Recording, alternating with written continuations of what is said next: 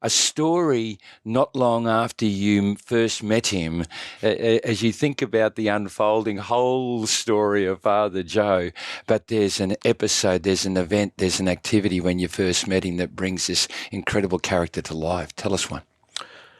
The first thing that pops into my mind is when I first started filming and there was a 2-year-old girl who was blind and dumb, and deaf.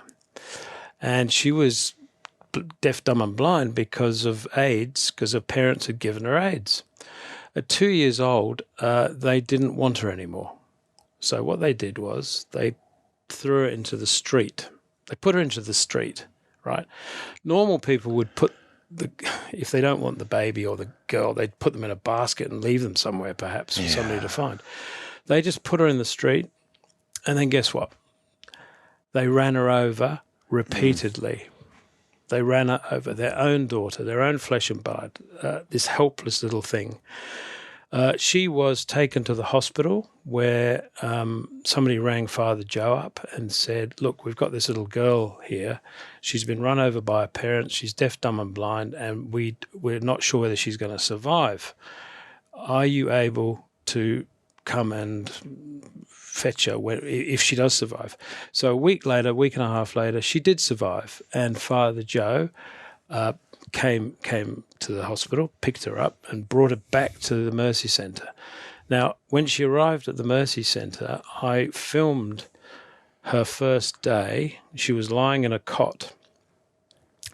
And I remember walking towards the cot, and Father Joe was there, and he had his finger out, and she was holding his finger. Yeah. And that was the only contact she had with humanity. Yeah. And I filmed that, and I just went, it affected me for quite a few hours afterwards, that whole story. And I've seen that girl now, recently. She's now 18, 20, and she's still alive. Yeah. She's got a few mental issues, but look, she's alive and she's well, and she's wonderful. And there was a day, there was halfway along the journey when she was about 8 or 10, and she was having to come to get a medication. Yeah. And the kids come to a window and they get their medication from the nurses, and I was filming from behind the window. She was coming towards the window to get her medicine, and she's blind, so she can't see, and she's going like this trying to get the medicine. And you know what? Tears just rolled down my cheeks because I just knew her journey and where she'd been and how far she'd come. Yeah. Like I'm a bit overcome. Like I'm hearing that story now, and I'm trying to work out what do I learn just from hearing it. And I'm thinking like how deep can love be?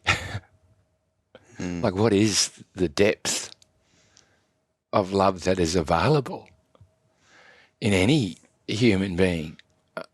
I mean, we ask the question about how to become a more loving human being. If it is the question, like,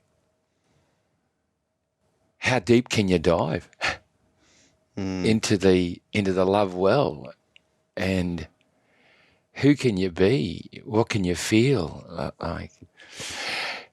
That's just me hearing the story. What about you there watching it, James? Like, what was your experience? Well, again, the thing about filming documentaries, especially when you're filming, fairly harrowing scenes that are uncomfortable, you as a filmmaker, as a human being, you've got to have a moral compass, and you've got to decide, is this ethical?